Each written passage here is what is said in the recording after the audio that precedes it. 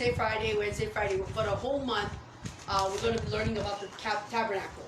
But today we're learning about the layout of the encampment, meaning the why God put who they did, where they did, for what reason, okay? And how does it relate to God's layout of His kingdom, yeah? And so with that, before we get started and I start breaking things down and tell you guys what is what and who is who, let's pray. My Heavenly Father, my Lord Jesus, Holy Spirit, I just thank you this night that we get to share your kingdom with the world and all the things that you're about to give to us. I thank you for showing and inspiring us to see the tabernacle through your eyes. Thank you for allowing us to understand the layout. I thank you for understanding the relationship between the earthly tabernacle to the true tabernacle in your kingdom. I thank you, my Lord, for all you're about to give us. For I pray that our hearts are open as our minds are open. We are ready to receive. We desire to learn and we desire to know that we may know where we stand amongst your people, amongst your creation, and most of all with you. I thank you for every word you're about to speak. I thank you for every light that will shine. I thank you for everything that you're about to do and speak. May you be blessed, may you be praised as your people take to heart all that you're about to teach them. In Jesus' mighty name, amen. All right, the layout of the encampment is based on Numbers chapter 2, verse 1 to 34. And I'm not going to read all of these scriptures because it's kind of tedious in a way. If you look, that we'll put them here with this much people and next to them shall be, and this. The reason why it ended up like this is because I visually saw it the way that, as I started to read, the way that God had showed it to me, or the way that I was seeing it in Numbers chapter 2. Just as an example, he said, for the layout of the tribes, say for the layout of from verse 3, it says, on the east side, so when we look at the east side, north, south, east, and west, on the east side, right here. On the east side, towards the rising sun, those of the standard of the forces of Judah shall camp according to their armies, yeah? And then the son of Namadab shall be the leader of the children of Judah, and his army will number in the 74,600. 74,600 was numbered for Judah. And he says, those who camp next to him shall be the tribe of Issachar. So next to him, you would think it's next to him to the left or to the right. But next to him is behind him. Because he says Issachar, the tribe of Issachar will be next to him, and then the army is numbered. Then comes the tribe of Zebulun. Comes, meaning after him. Comes after him. Not, or if he was on the other side of Judah, if it was left and right, they would say next to him and next to him. But he says next to him, because even behind you can be next to you. And then he said, and then comes, so it's a tier thing. So it ended up being that way for all of them. That's why I saw it this way, yeah? Because he said, after them, not next to them, yeah? After them and not next to them. So let's take a look at what's going on. So we have Judah, Issachar, and Zebulun on the east. And if you look where I put the star, the tabernacle of meeting is the center of the whole encampment. It always is the center of the whole encampment because it's about God being the center of our world. Okay, this is God, the center of our universe. We have what happens around the tabernacle is the first thing that is laid out is the tribes of the Levites. Now the Merarites, the Gershonites, and the Kohathites were sons of Levi. These were the sons of Levi. Now Moses, Aaron, and his sons was a son of the Kohathites. Yeah, they were the sons of the Kohathites. But, and you find that to validate that, you can find it in 1 Chronicles. 1 Chronicles chapter 6, 1 to 3. When they break down the sons of Levi, and they come to the sons of Kohath, and they say, let me just read it for you real quickly, just so to validate what I'm saying, that Aaron and Moses was of the son of Kohath. It is in 1 Chronicles chapter 6, 1 to 3. But the children, it says, and the sons of Levi were Goshen, Kothan, and Merari. Yeah? The three sons. The sons of Kohath, with the Kohathites, yeah, that would be the Kohathites, Kohath, were Amram, Izhar, Hebron, and Uzziel. Okay, that's what the sons of Kohath. The children of Amram, because remember the sons of Kohath was Amram, Izhar, But the children of Amram were Aaron, Moses, and Miriam. They were the sons of Amram, who was a son of Kohath. But God took Moses and Aaron to himself and made them leaders over all the tribe of Levi. All the tribe of Levi. So they were at the entrance. They were placed at the entrance because they were the overseers of all who would enter in to the presence of God, or all who would be given. They were overseers of all the work of the tabernacle. Yeah, they were the high priest, the head priest.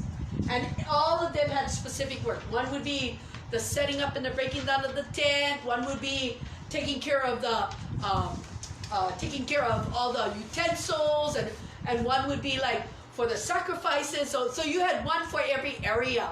But Moses, Aaron, and Miriam, Moses and Aaron and the sons of Aaron were the high priests, the ones that were overseers of them all, and plus they were the only ones who could go into the holies of holies, or the most holy place. But Moses could, and then Aaron could afterwards, right? So they were the only ones who were allowed to enter, and nobody else was. So they would oversee. So God laid it out so that he would be the center, and around him would be all the priests, or the chosen, the vessels that he took for himself, that they may learn, right? That they may learn about God. And around them were all the tribes of Israel. Yeah? The tribes couldn't get close. They had to get past the priests first. They had to get past the priests. So that's why he laid it out in, just to let you know, in this way. So why did God decide to put all these children the way that he did, or the tribes together the way that he did, around the tabernacle? Okay. I had to read. You find the answer in Genesis chapter 49. When Jacob's last words to his sons, he blesses his sons, okay? He starts to bless his sons. But he doesn't only bless them, he prophesies about their future life. How they're going to be, what kind of people they're going to be, and all this kind of stuff. So we are going to break it down in a way. We're going to start off from Genesis chapter 49. I'm just going to break down the people of the tribes. I'm not going to read them all. I'm just going to read just the tribes, not all the words, but the tribes. Now, when Jacob gathered together, that he wanted to tell them what shall befall you in the last days. He wanted to prophesy to them, or bless them, or tell them what's going to happen to them, their offsprings, in the last days. Yeah, in their last days. So, verse 2 says, gather together and hear, you sons of Jacob, and listen, Israel, to Israel your father. Verse 3 is about Reuben. So we're looking at Reuben. Reuben was to be placed on the south side of the tabernacle. And you will find that based on Numbers chapter 2. Go back to Numbers chapter 2 again. Based on Numbers chapter 2. But we'll talk about it after. Let me get back to the children and why they are where they're at. Okay, so Reuben was the firstborn son. And it says that, Reuben, you are my firstborn. So Reuben was the firstborn of Jacob, right? He was the beginning of Jacob's strength. In other words, the beginning of the line that would continue. He would continue, and the strength wasn't about strength in might or power, but strength in blood, the bloodline. He was the beginning of the bloodline to continue, fulfilling the prophecy of what God had spoken to Abraham, Isaac, right? About their seeds and the descendants will be like the stars and the sand on the shore. Reuben was the first sand, I guess, the first grain in Israel's beach, right, to forward movement. So he goes, my might and my beginning, the beginning of my strength, the excellence and dignity, the excellence of power. Meaning now he's reflecting on what God had told him. But he says, unstable as water, you shall not exceed. Even though he was the firstborn of God, even though he was not of God, the firstborn of Israel, he was unstable in his ways. He was unstable. And because of his instability to stand where he should stand and to be who he should be, he was not going to prosper. He was not going to excel, or he was not going to be the firstborn anymore. He was not going to stand in that honored place. He goes, because you went up to your father's bed and defiled it, and he went up on my couch. In other words, he went and he fornicated with one of his wives. I think it was wives or one of his concubines. But anyway, he fornicated with them, And because he did that to his father in his father's bed, because Reuben did that, he no longer would be first son. He would no longer be first son. He was taken away from that. It was taken away from him that place of excellence, that place of power and dignity. He would no longer stand in it because of his own lusts and desires, his own unstable ways. Then we come to Simeon. Okay, so Reuben, where am I? Here. Reuben, the reason I did it this way is because everybody was supposed to face the tabernacle. So everybody, no matter where they were, all eyes, that's why it looks upside down, but it's really they're facing the tabernacle. Yeah? For Simeon, so you have Reuben, Simeon, and Gad. So for Simeon and Levi are brothers. Okay. Now what's funny about Simeon and Levi is they fall into that they're what it says is he calls them instruments of cruelty. Instruments of cruelty. Could you imagine when your father calls you an instrument of cruelty? In other words, you always cause pain to other people. But it's funny that God took Levi, who started off as a pain to other people, right? A cruel person, but yet God took the house of Levi for himself as priests. Instrument of cruelty are in your dwelling place, meaning in your house. In your house. Let not my soul enter their council. Let not my honor be united to their assembly. For in their anger they slew a man, and in their self-will they hamstrung an ox, cursed by their anger, for it is fierce, and their wrath, for it is cruel. I will divide them in Jacob and scatter them in Israel. So in this one, Simeon and Levi are cruel in heart. They're cruel in heart. They're angry, kind of angry people. I don't know why they're angry, and self-willed, meaning they do what they want to do. They do it without consciousness, without consideration, you know. And yet God took Levi for himself, and he left Simeon to enter into a unity with Reuben. Yeah. Now, Reuben, Simeon, and Gad, they were placed on the south side, or on if you're facing the tabernacle, the right side of the tabernacle. They were placed in that place for a reason. I'll explain the reason why after, but I just want to gather the children in order. Now, in order, the next one would have been Judah, but Judah became the first son in place of Reuben. Let's skip Judah. I want to go to Gad. What he says about Gad. Now, Gad, he says in verse 19, he says, a troop shall tramp upon him, and he shall triumph at last. Meaning that they will be crushed, and then they will turn around and crush them back. So they were angry people too. So Reuben, Simeon, and Gad has anger management problems. Yeah. They're selfish, lustful, filled with desires of their own free will. Yeah. Their own wants. And their nature. It's the nature of man. It's the nature of man. And that's where they stand together, because the rest are not like that. Yeah. But all of these, they carry a nature innate to the nature of man, separated from God. We'll get into more detail after. So let's look at the east side. On the east side,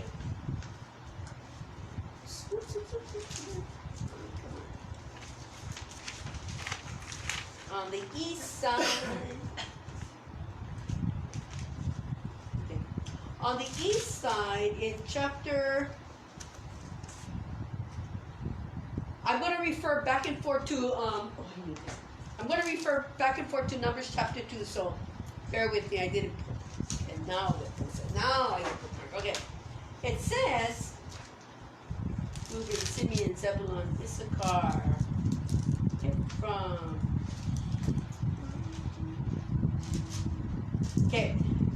In Numbers chapter 2, remember, this is a reference, it's based on Numbers chapter 2, 1 to 34, about where everybody went. It says on the east side, in verse 2 of chapter 2, it's chapter 2, verse 3, it says, on the east side towards the rising sun, those of the standard of the forces of Judah shall camp according to their armies. I'm going to skip and just move forward, yeah? Those who camp next to him shall be the tribe of Issachar, shall be the tribe of Issachar. Then comes the tribe of Zebulun. They are on the east side. Okay, why did God put these guys together? Going back to Genesis chapter 49, Judah. What does he say about Judah? He said, Judah, you are whom your brothers shall praise. Your hand shall be on the neck of your enemies. Your father's children shall bow down before you. Judah is a lion's whelp. From the prey, my son, you have gone up. He bows down, he lies down as a lion, and as a lion who shall rouse him. The scepter shall not depart from Judah, nor a lawgiver from between his feet, until Shiloh comes. And to him shall be the obedience of the people, binding his donkey to the vine, and his donkey's coat to the choice vine.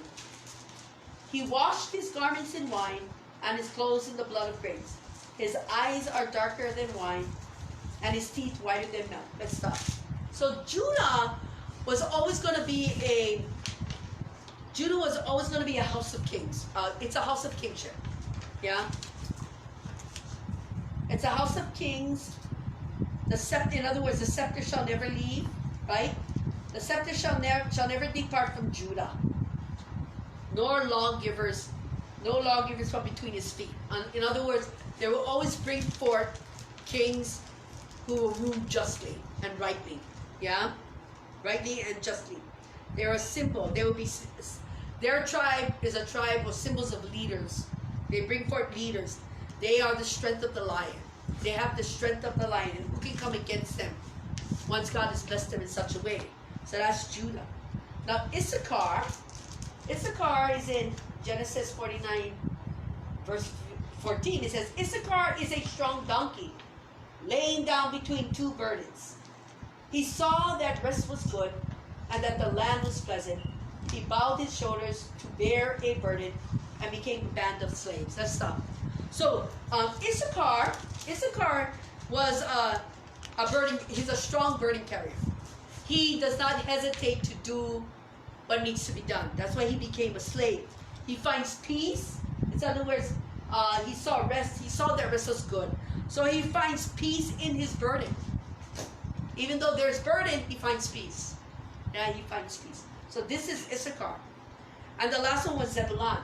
So Zebulun, you will find in verse 13 of chapter 49 Genesis, it said, Zebulun shall dwell by the heaven of the sea, and he shall become a haven for ships. His borders shall adjoin Sidon. So in other words, when he says he dwells by the haven of the sea, he shall become a haven for the ships. In other words, he will be a calm, or he'll be peacemakers. Zebulun were peacemakers. And so they would bring peace to others, or calm to others. Calm to others, and people will join to him because of it. So we have Judah, Issachar, and Zebulun. Judah, Issachar, and Zebulun, who are strong burden carriers, peacemakers, kings and leaders over within the bloodline shall come forth from these. Now let's look at the next one based on Numbers chapter 2. Did I talk about Reuben already? Yes, I did. Reuben, Simon, and Gad.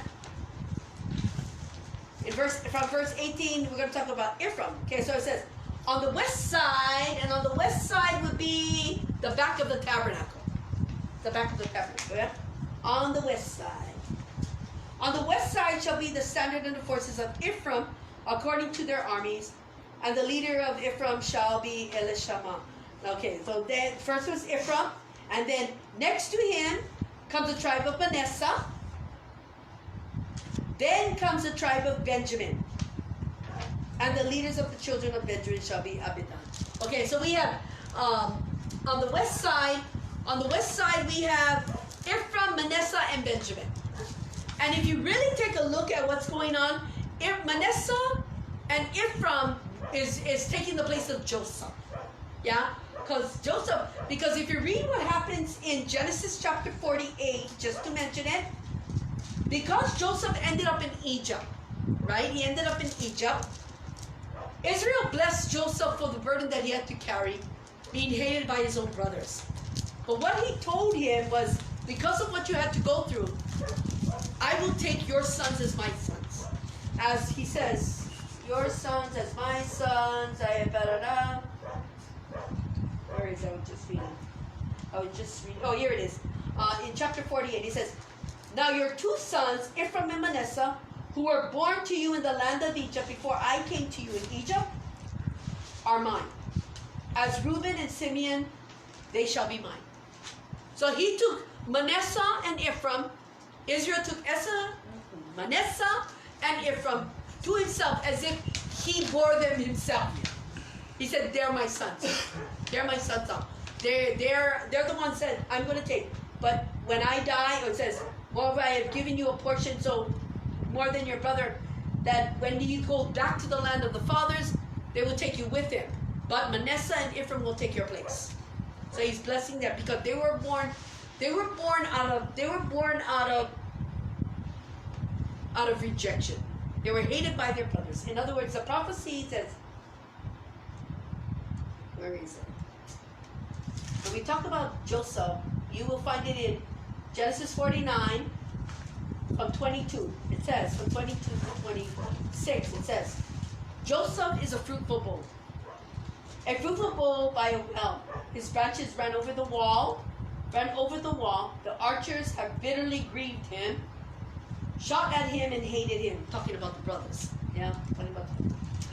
But his bow remained in strength, and the arm of his hands were made strong by the hands of the mighty God of Jacob. From there is the shepherd, the stone of Israel. By the God of your fathers who will help you, and by the Almighty who will bless you with blessings of heaven above, blessings to the deep that lies beneath, blessings of the breast of the womb, blessings of your father have excelled the blessings of your ancestors, up to the utmost bound of the everlasting hills. They shall be on the head of Joseph, and on the crown of the head of him who is separated from his brothers. So when Israel blessed Joseph, he blessed him because of the burden what he went through, because of what his family did to him. Casting him away, selling him into slavery, right? And yet he still prospered by the hand of God. That's why he says, by God's hand, blessings fell upon you. All of these things fell upon you because God was with you. But Manasseh and Ephraim will be the ones that will be numbered with, because they were born out of the family thing. They were born out in a foreign land. They were born out of bondage, right? Because he was sent into slavery. Even though he became great in Egypt, they were still born separated from the family. Israel took Ephraim and Manasseh to themselves in place of Joseph. Joseph was already blessed by God. So God was going to bless Ephraim and Manasseh in place of Joseph amongst the tribes. Am I making sense? Yeah, because Joseph already got blessed by God in Egypt for the burden that he carried when he was sold into slavery. Am I making sense? Yes. Yeah. So because of what was going to happen, remember, this is what's to come. It's prophecy. That's why he spoke about it in 48, about Manasseh and Ephraim becoming his now, and his children as his own sons, as Simon and Simeon and Reuben is mine, so will Manasseh and Ephraim be mine, as if they're my blood, because they're going to take Joseph's place. Because Joseph has to stay in Egypt. Joseph is a part of Egypt. Yeah, the son that was taken from him had become blessed by God in a burdened land. And yet they came to this land, they came to the land of Egypt, and was blessed by God through him. When they leave, Joseph would not be. When they left, in other words, when the tribe was staying, he's the one that got separated. And he's the one that cannot enter back in.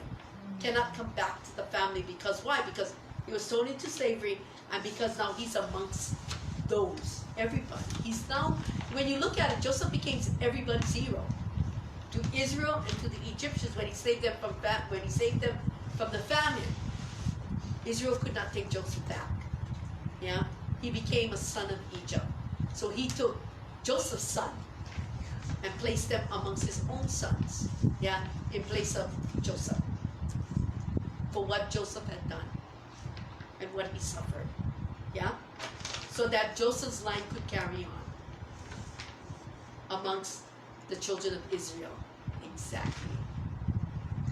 I know. So Israel took the children so that they could prosper amongst his other children. Yeah? So he took them. Joseph allowed it, and Joseph stayed in Egypt. Yeah? Kind of like that. So that there was always a place for Joseph amongst Israel through Manasseh and Ephraim. So, yeah. And so, where are we? We're in the west. So we have Manasseh, Joseph, and we have Benjamin. So Benjamin's one is in Genesis. You read about it in Genesis 49, verse 27. Only that one verse. This is his prophecy. It says, Benjamin is a ravenous wolf. In the morning he shall devour the prey, and at night he shall divide the spoil. In other words, it's not a negative thing, it's actually a positive thing, because the ravenous wolf is insatiable need or hunger to do. Yeah, to do. So Benjamin became, where am I? Oh, there. So Benjamin, in other words, the ravenous wood meaning the insatiable or the diligent. So he was the diligent worker, the hard worker, the insatiable one that needs to serve, needs to work. And at the end of the day, or in the end, he finds peace in, he finds, what you call that? He finds abundance, or he shall divide the spoils. In other words, the fruits of his labor shall be, he shares it amongst the others. He divides it with others. The fruits of his labors. And so he provides for others too. He gives to others too. So it's kind of like these here were put together. Where am I? Oh, yeah. Yeah, these are put together because they were hard workers, blessed by endurance and perseverance, right? They were diligent, all of them. They were diligent in their way. So God put them together for a reason. When we look to the next one, going back to Numbers chapter 2. Going back to Numbers chapter 2, we have the last one would be verse 25. The standard of the forces of Dan shall be on the north side of the tabernacle. So the north side, the north side, right? So the right side of the tabernacle. Dan will be the leader of the totality of that army over there. So Dan will lead Asher and Naphtali. Asher and Naphtali, right?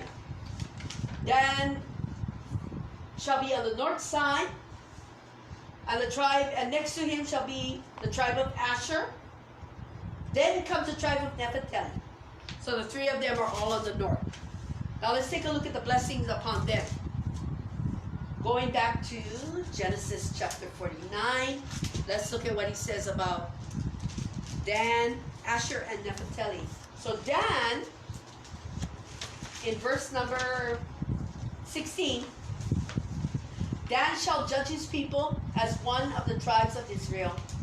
Dan shall be a serpent by the way, a viper by the path, that bites the horse's heels, so that its riders shall fall backwards. I have waited for your salvation, O Lord. That's that. For Asher, he says in verse 20, bread from Asher shall be rich, and he shall yield royal deities. And Gad above it, what was it, Gad? Yeah, Gad, the truth thing. How come I got Gad? Huh? Oh, I'm sorry, I'm looking at the wrong place. And Asher, Naphtali. Naphtali in verse 21, a deer, Naphtali is a deer let loose, and he uses beautiful words. Now let's take a look at what the blessings represent. Now I gotta interpret like this. For Dan will be a house of judges. He'll be a house of judges. Justice will be in his heart to serve, right? Because of the salvation of the Lord in their heart, to do what is just. They will do what is justly, so they shall judge justly. They're a house of judges. Then you have Asher. Asher is bread from Asher shall be rich, and he shall yield royal deity. The bread, when you talk about the bread, he's talking about the wealth of knowledge. So Asher will be one of the wealth of the knowledge of God that God gives them. They will be the knowing, the knowledgeable ones. But you have Nephthali, who uses beautiful words. So in other words, Nephthali will be the house of wisdom in his words. Yeah? So you have the house of judges, the house of strength, you have the army of justice, or the army of judges, the army of strength, led by the army of justice on the north, led by Dan. That deals with the minds, that deals with the mind. Wisdom, knowledge, judge, justice, yeah, all of that deals with the mind. Then on the east side, you have the house of the tribe of Judah, head over all the rest, Issachar and Zebulun. They are the house of strength. They are the house of the lion. Look, she's already fine. Then on the south side, you have the house of Reuben, Simeon, and Gad, who deals with instability, cruelty, desires, and wants. They are the house of the heart, the house of man. Then on the west side, which is the back of the tabernacle, the leader Ephraim over Manasseh, because why? The older shall serve the younger. Ephraim was the younger, but he shall lead this tribe. They are the house of the soul, the ones who are perseverers. They are hard workers. They are fruitful. They are blessed by endurance. They are diligent. Yeah? So they are the house of the soul, or the house of the ox. We're coming to something, aren't we? Yeah. Yeah. So now we understand why God put all of these together. Because they have similar traits amongst them, so they fight together. And God did this on purpose. Why? Because in relation to, we're going to start relating, okay, now that we know where the tribes are, the blessings that were given to them by Israel, what was spoken of them and why God put them together, why God put the certain, the Gershonites, the Merarites, and the Kohathites, and Aaron, Moses, and his sons, where they are, they do not say. They just say they are my priests. Place them around here. They were like the chosen ones around the tabernacle, and then around them you have the armies, kind of like that. So it's kind of like that. But they, just like the other ones, these weren't blessed the same way. Yeah, these are blessed the same way. So when you take a look at the tabernacle and the layout of it all, we need to understand why it's laid out like this. It's a reflection of what was, or what is to come. And where we find it is in Revelation chapter 4. So let's go to Revelation chapter 4. Yeah? Revelation chapter 4, in reflection, right? In Revelation chapter 4, the throne room of heaven. Let's look at the throne room of heaven. Yeah? Look at the throne room. Now in the throne room of heaven, from verse number 1, I'm going to read, and it says, now remember, even the throne room of heaven is the layout. Watch this layout. After these things I looked, and behold, a door standing open in heaven. And the first voice which I heard was like a trumpet speaking to me, with me, saying, come up here, and I will show you things which must take place after this. Immediately I was spirited, and behold, a throne set in heaven, and one sat on the throne. And he who sat was like a jasper and sardis stone in the appearance, and there was a rainbow around the throne, in appearance like an emerald. Around the throne were 24 thrones, and on those thrones I saw 24 elders sitting, clothed in white robes, and they had crowns of gold on their heads. And from the throne proceeded lightnings and thunders and voices. 7 lamps of fire were burning before the throne, which are the 7 spirits of God. Before the throne, there was a sea of glass like crystal, and in the midst of the throne, and around, in the midst of the throne, in the midst of all of this, and listen to what this says. In the midst, before the throne, and in the midst of the throne, and around the throne were 4 living creatures, full of eyes, front and back. Okay? And the 4 living creatures was like a lion, the second living creature like a calf, the third living creature like the face of a man, the 4th living creature like a flying eagle. The 4 living creatures, each having 6 wings and full of eyes around and within, and they do not rest day or night, saying, Holy, holy, holy, Lord God Almighty, who was and who is to come. So let's stop there for a minute. I just wanted you guys to see that. So the 4 living creatures are now, they're not in front, not all 4 of them is in front of the throne, they're around the throne. But how are they placed? That's the question. How are they placed? Their placements of the 4, we have the faces. We have the face, 1. Now remember, we're gonna relate it to Ezekiel chapter 1, verse 10, about the 4 faces of the cherubim. But in this one, it's not 4 faces, single faces. Yeah? Single faces is single. Because why? Because when they come to Ezekiel, they come in the fullness of God. They don't come in the kingdom. It is the fullness of God. They don't have to be one to speak to somebody in the fullness of God. God is their fullness. And these things are or I would say the omnis of God. They represent the omnis, or the power or the fullness of God individually. Omni, all knowing, all seeing, all present, right? All benevolent are the omnis. And each animal represents one of those omnis. In the throne, in the kingdom, or in the throne room of God, He is the power. And this is a reflection of those powers. But on the earth, visiting Ezekiel, right? Visiting Ezekiel and somebody else. Visiting Ezekiel, they come in the power of God. So they come as a complete whole thing, as one. That's why there's 4 faces to 1 creature.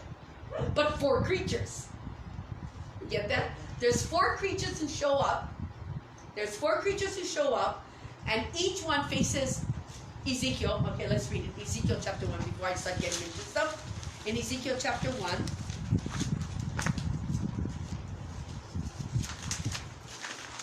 I know it's in verse 10, that's a breakdown, but there is something from verse 4. It says, Then I looked, and behold, a whirlwind was coming out of the north, a great cloud with raging fire and engulfing itself. And brightness was all around it, and radiating out of its midst, like the color of amber out of the midst of a fire. Also, from within it came the likeness of 4 living creatures. So 4 living creatures came forth out of that fire. Okay, out of that fire. And this was their appearance. They had the likeness of a man. Each one had 4 faces. Each one had 4 faces.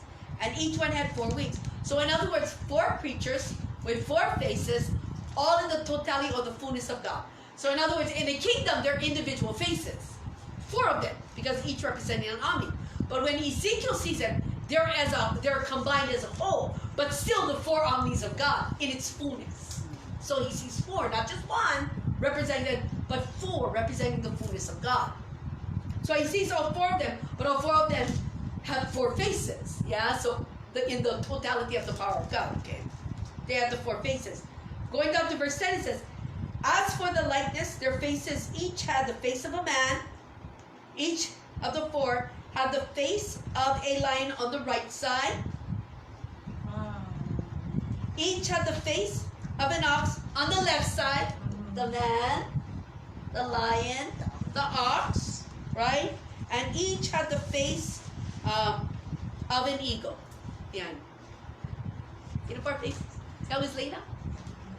He did this like this to let us know how in Revelation chapter 4, how the four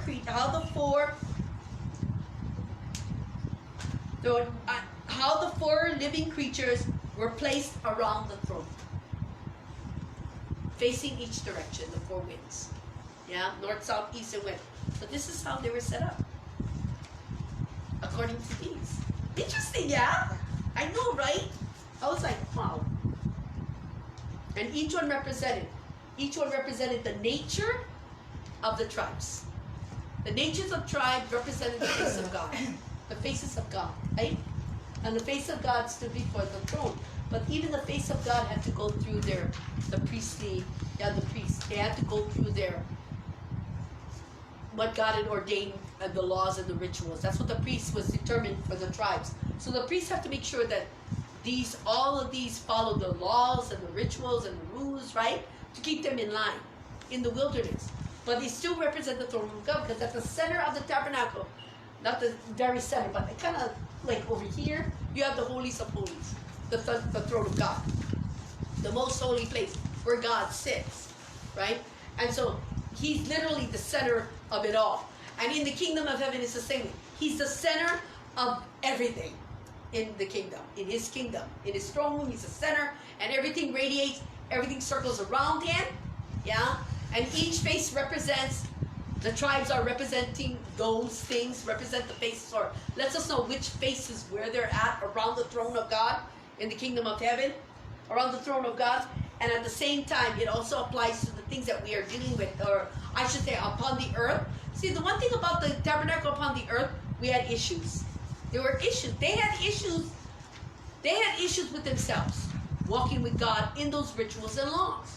When you look at what Jesus says in, you can write it down, Mark chapter 12, from 28 to 34. I'm not reading it all. But the scribe asked him, which is the first commandment of all? Right? Jesus answered and said to him, the first of all commandments is, hear, O Israel, the Lord our God, the Lord is one. Now remember, he's repeating prophecy spoken in Deuteronomy chapter 6, verse 4 and 5. He's repeating something that God spoke in the wilderness, okay, to the people in the wilderness. He says, you shall love the Lord your God with all your heart, with all your soul, with all your mind, and with all your strength. This is the first commandment. You shall love the Lord your God with all your heart, with all your soul, and with all your mind, and with all your strength. Okay. If you take a look at this, and you remember our Omni study, okay, bringing in the Omni, the four faces of the cherubim was a man, the eagle, the lion, and the ox. But the commandments apply to those things that we may learn. And the first commandment was the heart. So when you look at the heart deals with man. It deals with man. The desires, the wants in the hearts of men, right? Because Reuben, they were unstable, lustful desires grew within their hearts, angry, self-willed. Because this is them. They were fighters. They fight with everybody. This is for them, because that was the nature of man. That was in their heart. Yeah, so that was the nature of man. The first commandment is you gotta love the Lord your God with all your heart. But you guys act like you do what you want to do. That was it. Yeah. The second one was the eagle. The eagle represented by in the north, right? The one that sits there, according to the four faces. According to the four faces, the eagle, which is back here, the eagle represented the mind. Now remember, we have Dan, Asher, and Naphtali, and Dan, Asher, and Naphtali was about justice, judges, wealth of knowledge, and wisdom. That deals with the lion, and it deals with the eagle. When you look at the east, Judah, Issachar, and Zebulun, we deal with the lion. Why? Because they have the strength and the courage, symbol of kingship, or they're a house of leaders, right? Strength of the lion. They were burden carriers. They found peace in burden. They found peace. They had an inner strength. They were peacemakers. Yeah, they were peacemakers. They were kings. And so this is the strength of the lion. With all your heart, with all your soul, with all your mind, with all your strength. That deals with the lion. And then we come to the west side. And in the west side, you're dealing with the soul. Why? Because in the soul, it's about being fruitful, blessed by endurance and perseverance, diligent within the heart. Yeah, diligent within. It's something that you overcome within yourself. You overcome within the soul. Yeah, where you find it within yourself. Ephraim, Manasseh, and Benjamin reflect that. And they deal with the hardworking, the soul that works hard. And that deals with the ox. If you guys remember, your omnis, it's on the omnis, right? It deals with the ox, dealing with the souls, humility, right? Surrender. They became sons of slaves. God was merciful and gracious to them. Exactly. It deals with those things.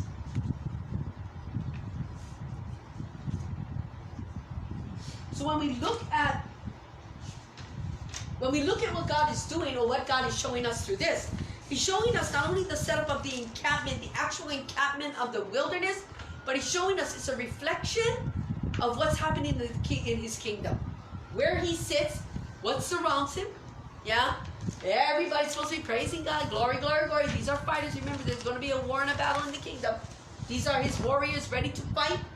But it's different. In the kingdom, you're not going to have this kind of problems. This is in the wilderness. They're still dealing with their problems. Yeah? But it's a reflection of God's desire or want in reflection of what's in the kingdom. Yeah? And the four faces of the four, each one represents an omni of God. And I think in a way, when you take a look at it, they could not fulfill the omni of God. They could not fulfill. You take a look at Reuben. When you take a look at Reuben, Simeon, and Gad, the heart of men, right? The heart of men.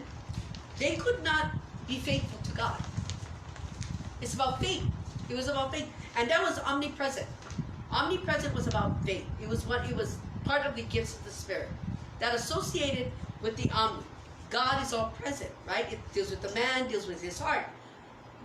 Manifested into true life. It was Jesus Christ, the fullness of God, right? So God was present amongst men. He was the King of the Jews. Yeah? So we should have a steadfastness, a stand to always be in the presence of God. But in this, Reuben, Simeon, and Gad, they struggled with some of their own issues. That's what they were. Yeah? And during their time in the walk in the wilderness, they always got in trouble because of their strong willness. They could not be faithful. They could not be faithful, and it was a problem for them. When you take a look at Dan, Issachar, and Naphtali, it deals with the omniscient, or the all-knowing, right? The eagle. Wisdom, knowledge, prophecy, tongues, interpretation, fell in that out. Judges, justice, right? Knowledge, wealth of knowledge, wisdom on their tongues. That deals with the eagle, the all-knowing. Yeah, the all-knowing. God's plan of deliverance and salvation. In fact, I think they even mentioned I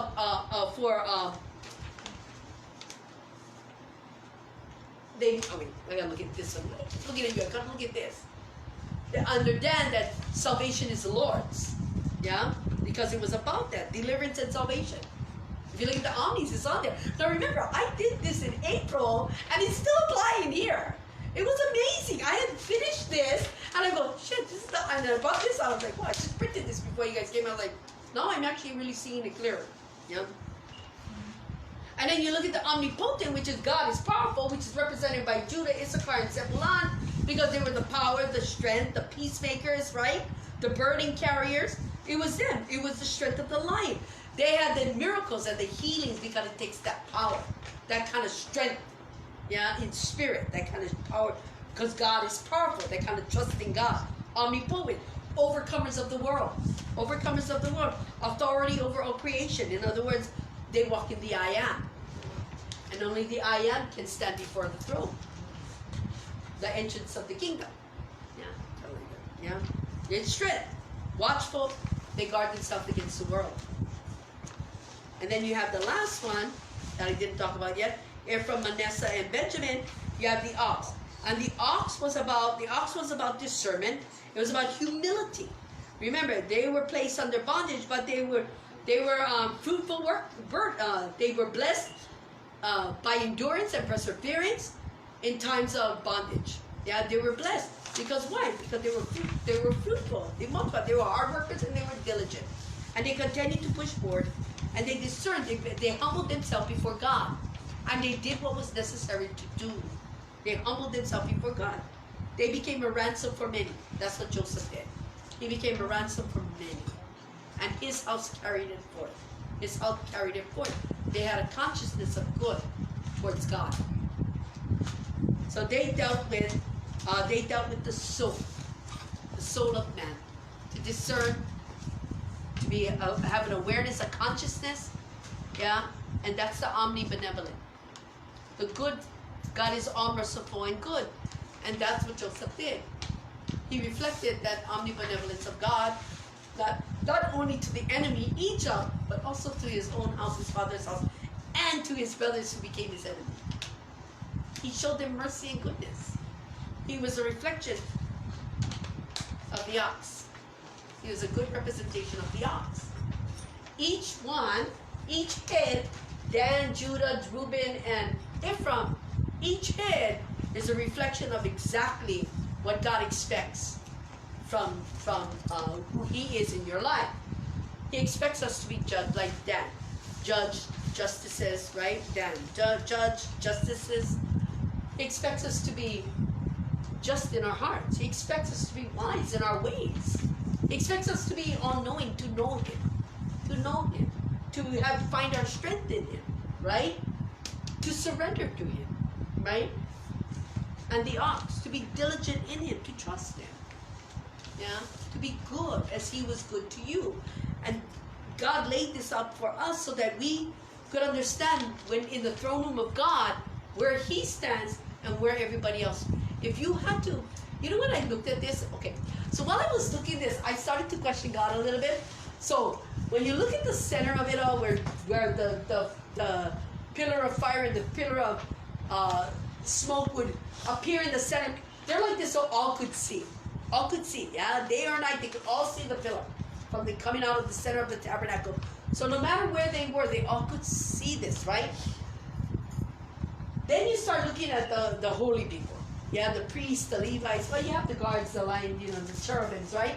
The representation. And the priests are the ones that, glory, glory, glory. Like they said, oh, holy, holy, holy. Then you have the armies in the back. But as I started to look, and I started to see how far back it goes, yeah? I started to reflect on how far back it goes. I started to wonder if there are lesser, holier people way back here. Not as holy to be up here, but enough to be in the kingdom, but not as close. You know what I mean? Because of the order. Because of the order. And once I started to look at that, I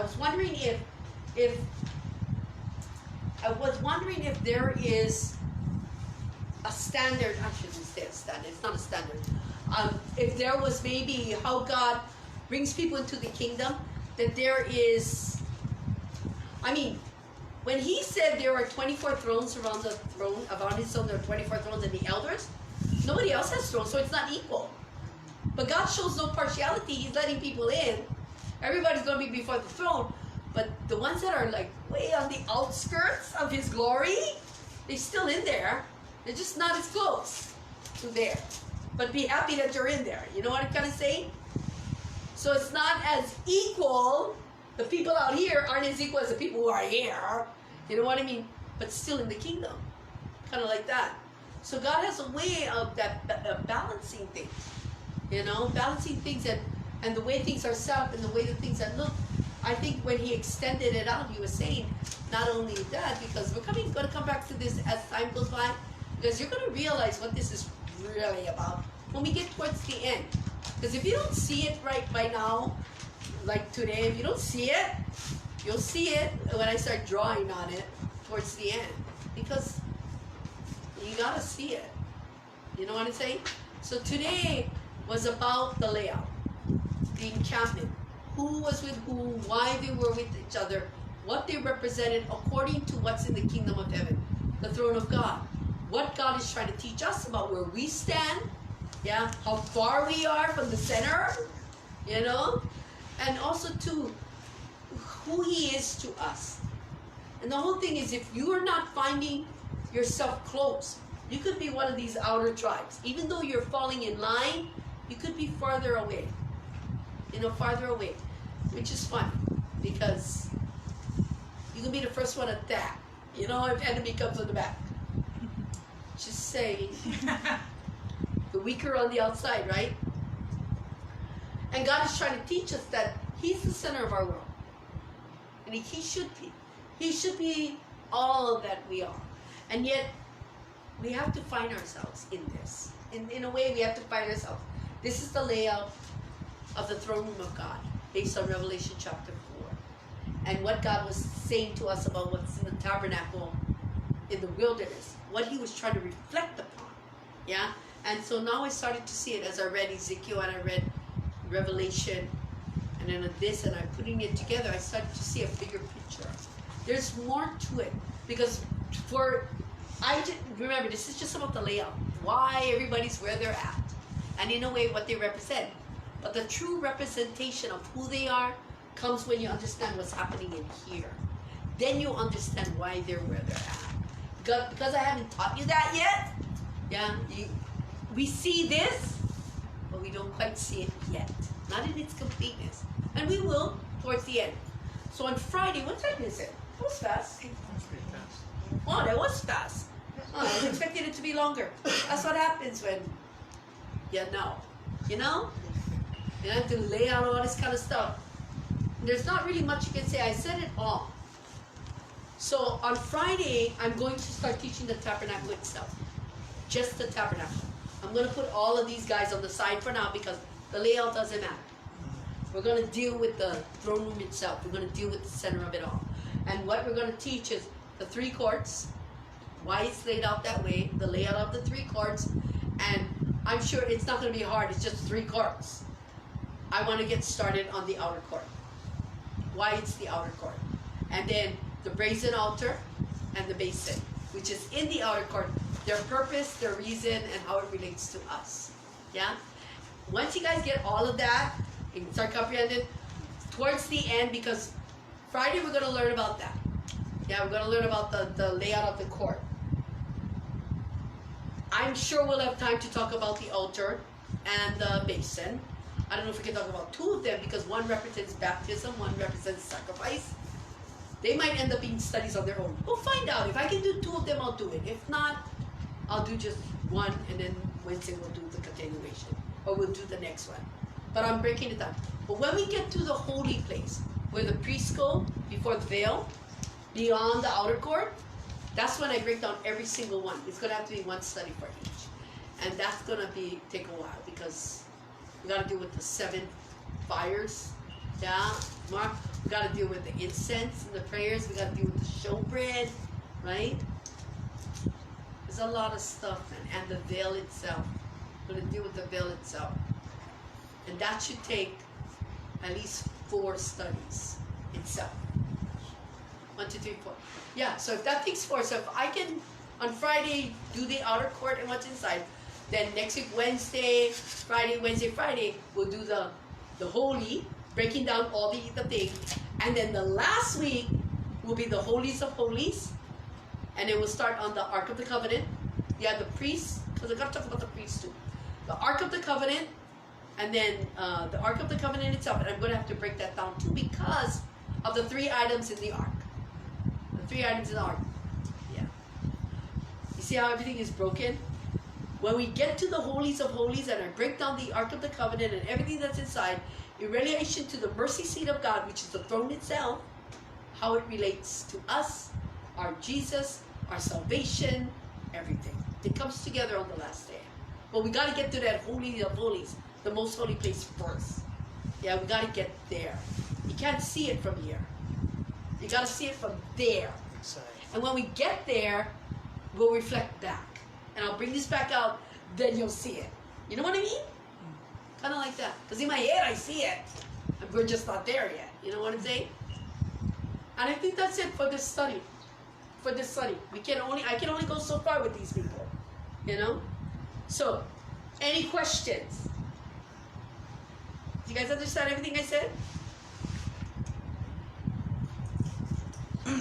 That was pretty easy. God made it pretty clear. And how it related and where it stood and why they're with who they are. To represent the omni, to represent the face of God, a representation of God. Yeah? Anybody else? Okay, fine. So I guess that's it. I guess we're gonna call it a night. Okay? Let me pray. My Heavenly Father, I just want to thank you for what you have given us this night. You have opened our eyes to see a truth. You're laying something out for us. It's kind of like, it's not on the tip of our tongue, but it's there. We can see it unfolding. It's like in a shadow that needs to be cleared up. And as time goes by and we learn more about the tabernacle, we shall see it ever so much more. So tonight I just want to thank you. I want to thank you for every word you have spoken. I want to thank you for everything you have shared with us. How you have opened your kingdom to us and let us speak into it to see the glory you have laid before us. And I pray, my Lord, as we continue to learn, may we continue to grow in your spirit. as we continue to embrace and receive, may you continue to be blessed. So thank you for every word you have spoken. I thank you for all that you're about to do. And Lord, bless the offerings of your people for their kindness, their generosity, for their goodness upon you, your ministry. I thank you for all that they have given, and I pray that you will look into their hearts. If there is a need, I pray that you will fulfill it. If there is an unspoken word, my Lord, I know you will give unto them and you will help them. But they have been strong in their spirit and their heart in putting their trust and their hope in you. So Lord, bless them, render to them accordingly. And as we separate one from another, but not from your sight, take them home safely to their loved ones, to their homes, my Lord. And I pray that as they leave this house, when they enter into their own, that your peace will be upon their shoulders, my Lord, and your wisdom upon their lips. That when they walk in, the people will know that they walk with you, that all their family will hear your words through their lips, and that you will be glorified always. Thank you for every word. Thank you for your insight and your clarity. Thank you for all that you've done and all that you're about to do and all that you're about to bless us with in future teachings. We give you glory, honor, and praise in Jesus' mighty name. Amen. Awesome.